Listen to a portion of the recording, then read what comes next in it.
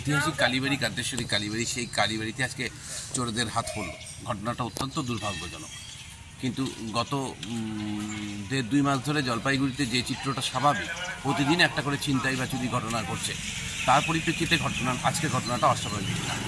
এক্ষেত্রে পুলিশ প্রশাসনের আরও বেশি সজাগ হওয়ার প্রয়োজন আছে বলে মনে হয়।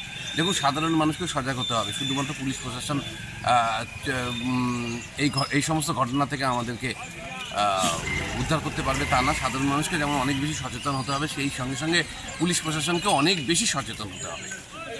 পুলিশ হয়তো বা যথাযথভাবে তার কাজ করে উঠতে পারছে না, তার জন্যই আজকে জলপাইগুড়ি কিন্তু ছিনতাইয়ের শহর বা চোরের শহরে পরিণত হয়েছে।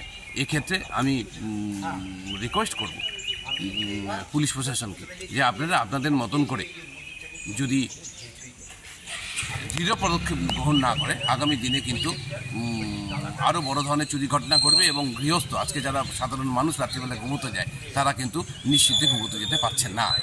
প্রশাসন থেকেও যদি রাত্রিবেলায় একটু টহল দেয় আমাদের এলাকা দিয়ে, তাতে আমাদের অনেকটা সুবিধা। কত টাকা চুরি গেছে আনুমানিক আমাদের ওখানে প্রতি মাসে 1,000-3,000 টাকা জমা পড়ে। মানে কত মাসে?